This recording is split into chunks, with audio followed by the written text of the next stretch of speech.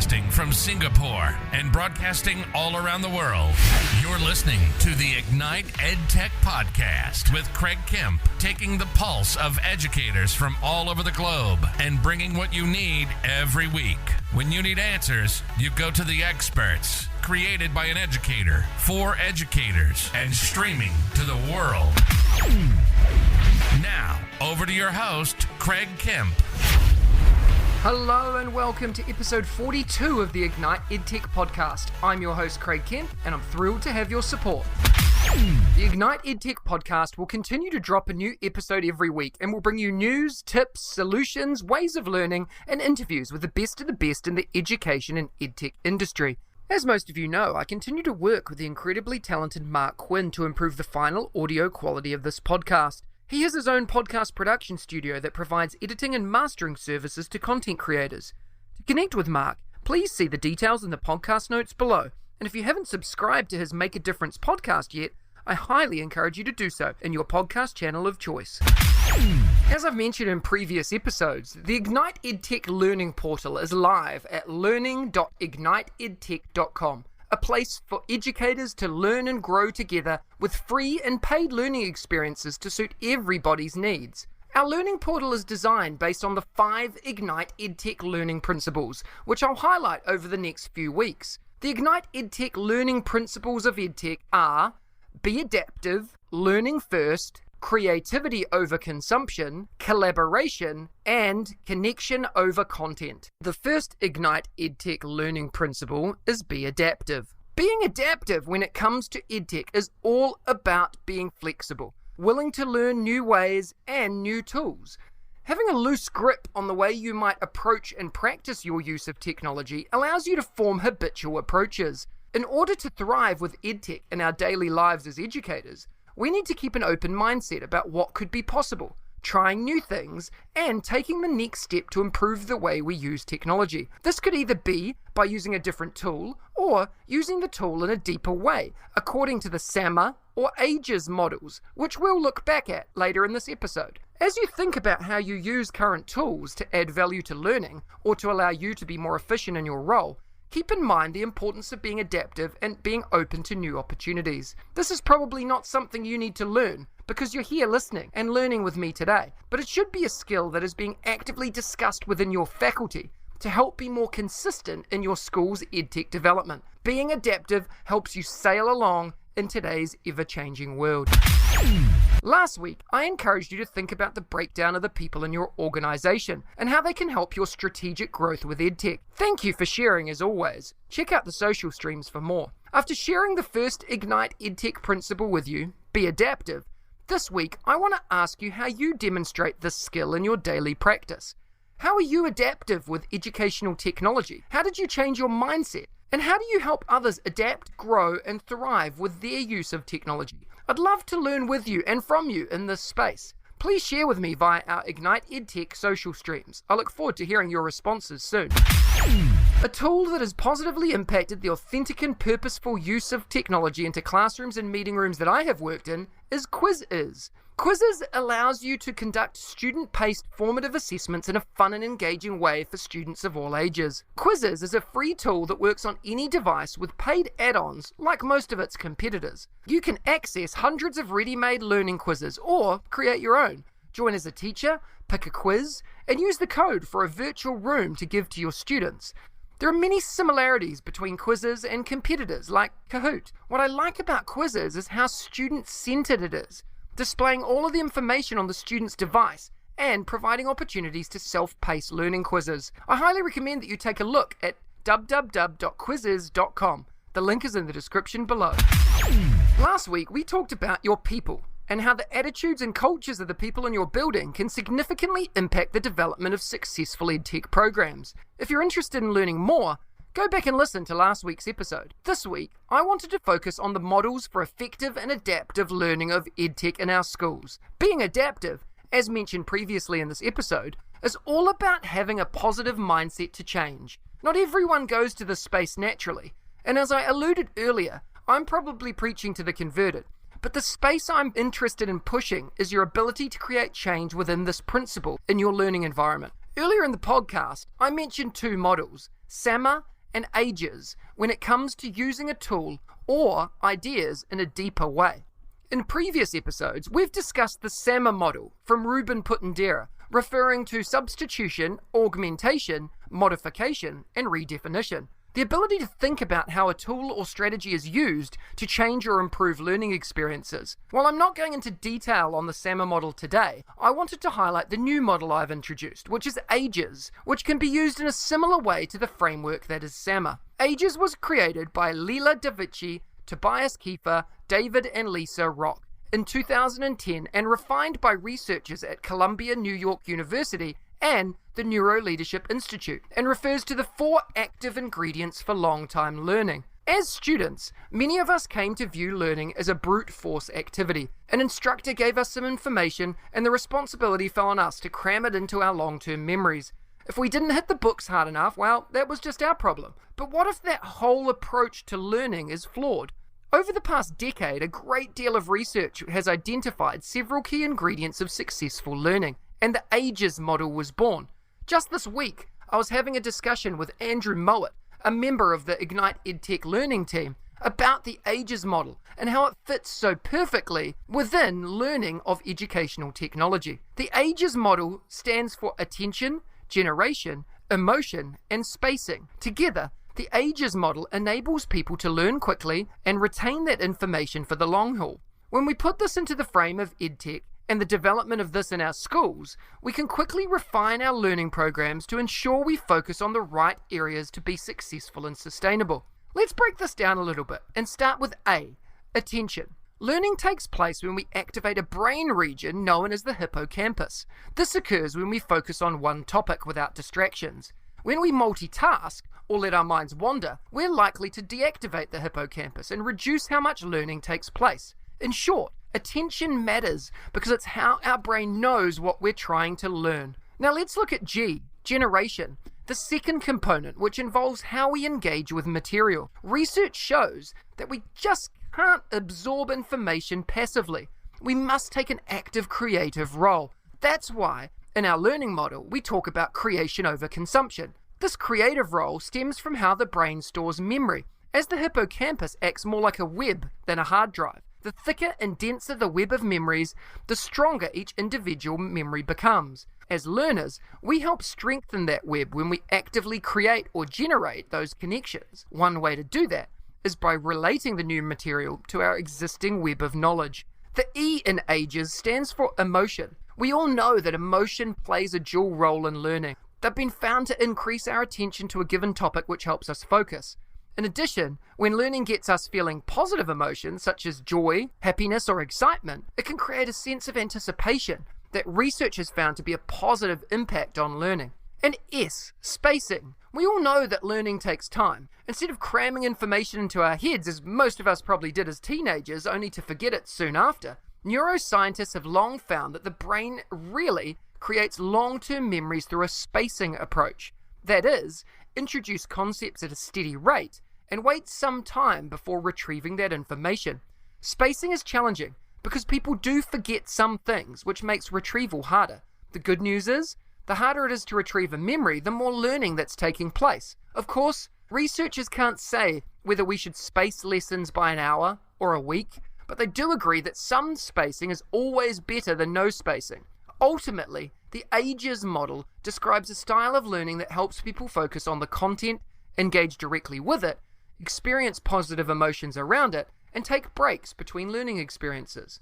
When organizations take such an approach, research suggests they'll maximize their team's learning and accelerate breakthroughs like never before.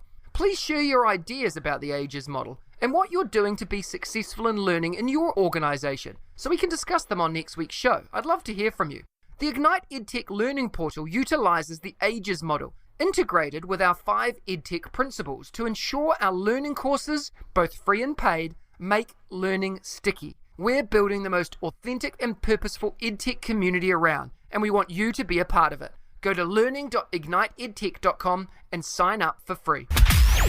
Every week, I bring you a short interview with some of my edu heroes, an engaging learning experience with someone who makes a difference in education every day, with a particular focus or angle towards educational technology. This week, I had the pleasure of chatting with Melisa Hayes and Tisha Richmond.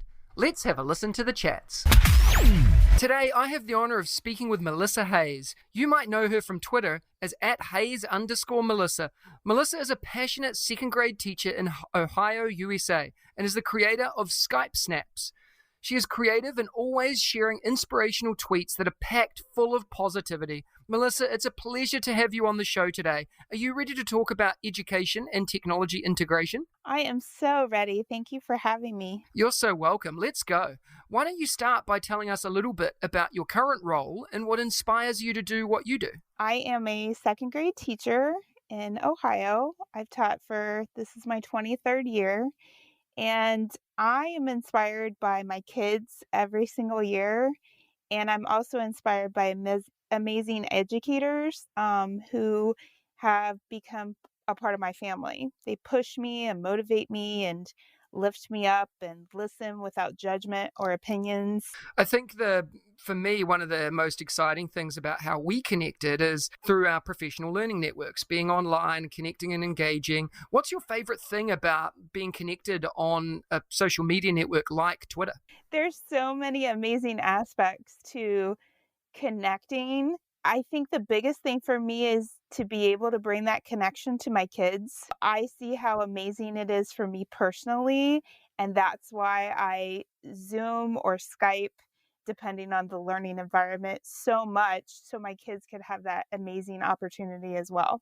Yeah, it's pretty amazing, and it's undescribable, really, the opportunities and connections you can get from social media like Twitter, for example. What's your best advice for educators in relation to EdTech? I would say have fun with technology, embrace it, and know your why. I know that we teach our kids to take risks and embrace those productive struggles, but we need to do the same. And I love this quote from Winston Churchill, and it says, "Success is going from failure to failure without a loss of enthusiasm." And I think now is a perfect time to embrace that. That's an amazing piece. I'll make sure that we pop that in the notes as well for other people that are interested. What's an EdTech tool, Melisa, that you're using in your day-to-day work that you think everyone listening needs to hear about? Well, I'm sure everyone will know what I'm going to say, but I absolutely love Flipgrid. It is a one-stop shop, and it's simple for all learners. It's not just for specific learners, but all learners.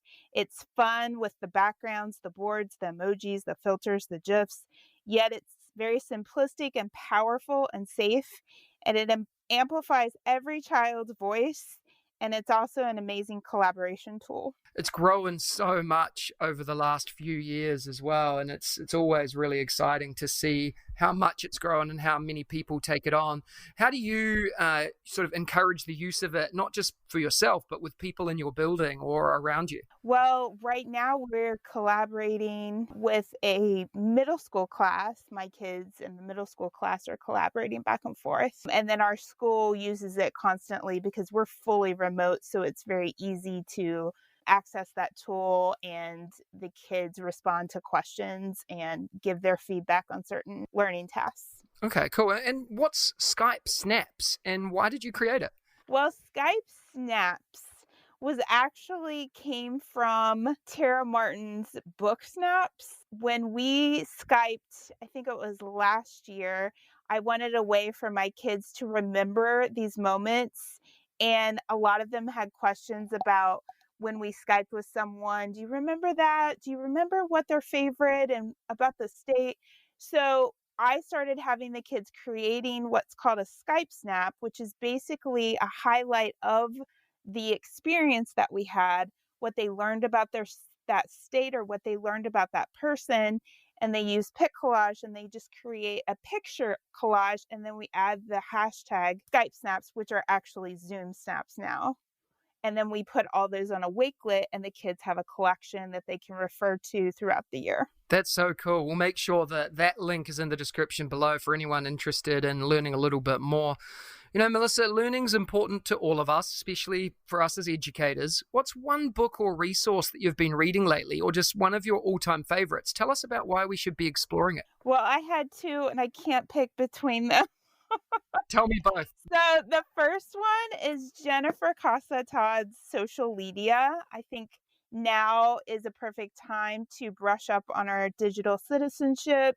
And this book is just jam-packed full of resources, and it's amazing. And then the other book was George Kouros's The Innovator's Mindset, just because my biggest fear is my kids not wanting to come on Zoom, and they don't want to come. They're not having fun learning.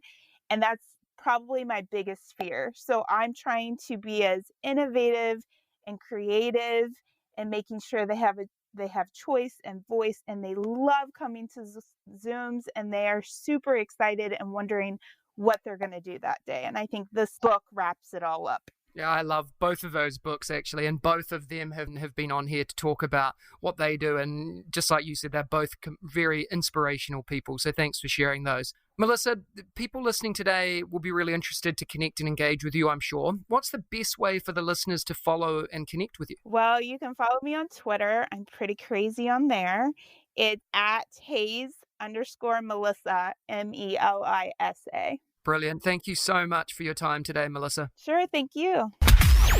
Today, I have the honor of speaking with Tisha Richmond. You might know her from Twitter as @TishRich, with over 23,000 followers. Tisha is a tech integration specialist and national speaker based in the US. She is the author of Make Learning Magical, which unlocks 7 keys to transform teaching and create unforgettable experiences in the classroom. She's full of joy in every sense of the word, online and in person.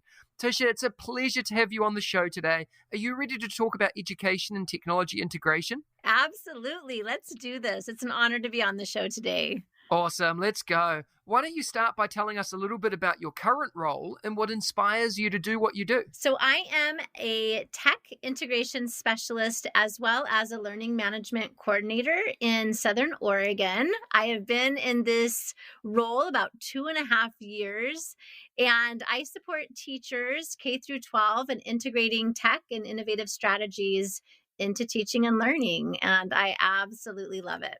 That sounds like such a cool and rewarding job.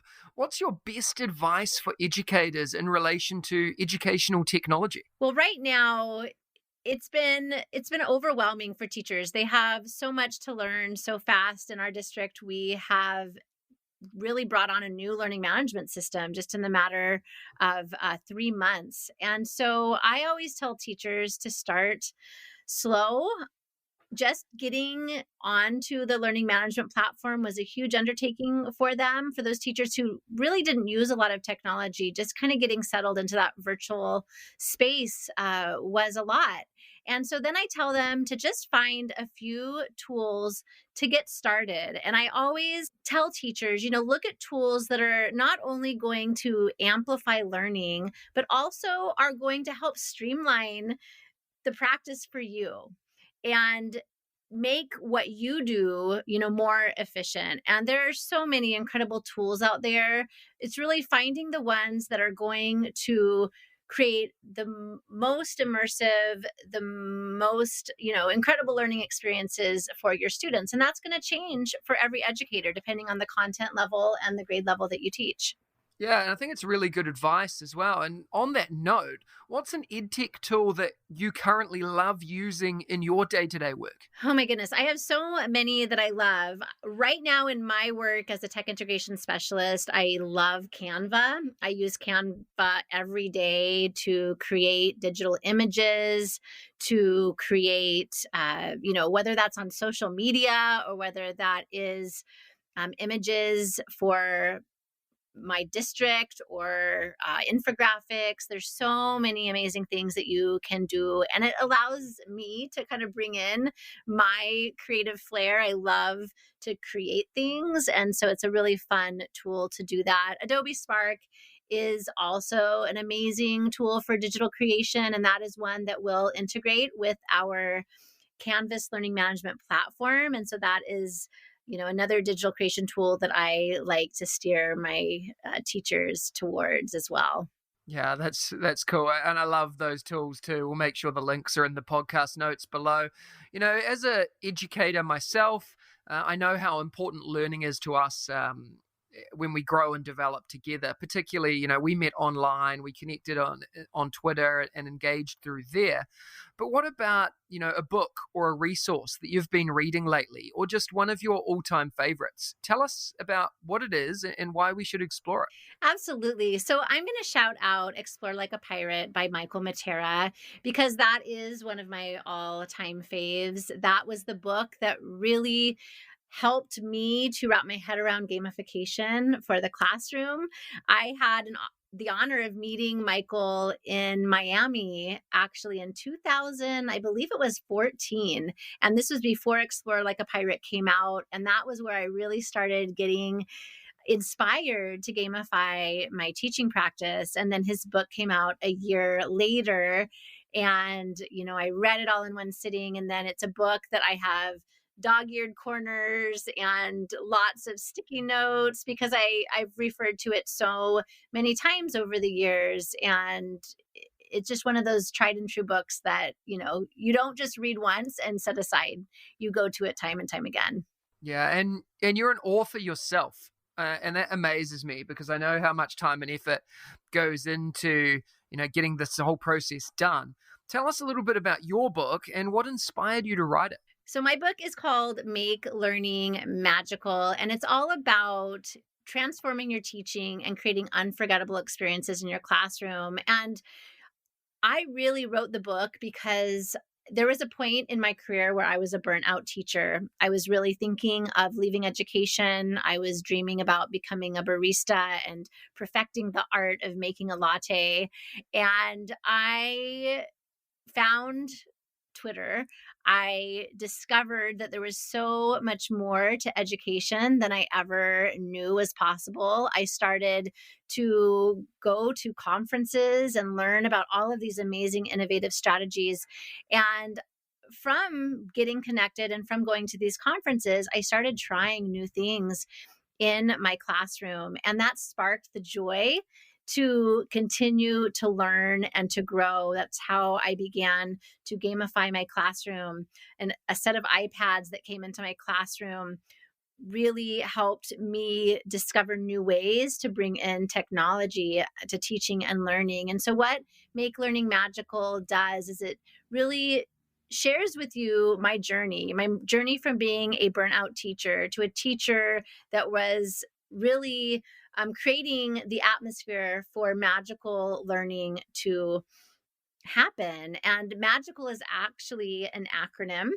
So M stands for meaningful beginning. So how can we really create an incredible start for our students?